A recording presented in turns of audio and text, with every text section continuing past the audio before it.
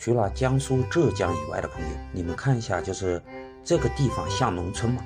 因为每个地方对于农村，不能说每个地方，而说中国人对农村的定义，还就是农田里面有房子、有村庄，对吧？这个才是农村。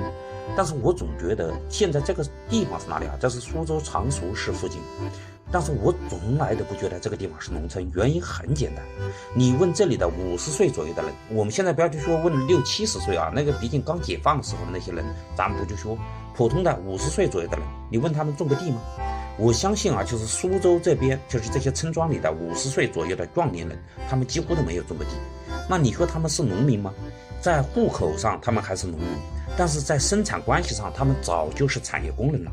所以我一直都说，江苏没有多少农村，江苏是严格意义上的农村在哪里啊？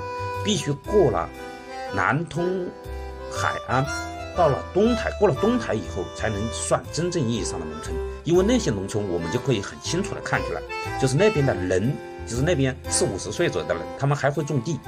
而从东台再往南的话，我们看到所有的农村都不算农村，原因还在于这里。你问他们50岁左右的人，他们都不会种地。当然你要去说严格意义上说让他们回农村，因为50岁左右嘛，毕竟小时候还有过一些记忆，叫他们来种地的话，还有可能能会。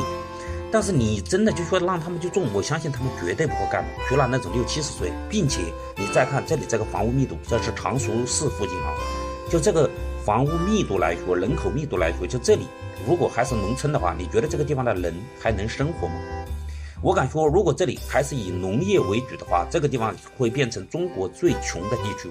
很简单，这个地方资源实在不足以养活本地人。当然它现在的资源肯定足以养活啊，因为现在是工业社会，因为它这里工业发达，而它这里就变成了一个更加富裕的地区。这也就是怎么说呢，就是社会生产关系的转变。工业社会和农业社会上的农村其实它不是一个概念，而大多数中国人现在还没有转变那个观念，还在用原来农业社会的那种观点来说，只要你的户口是农民，那你就是农民；只要你还是叫村庄，那你还是农村。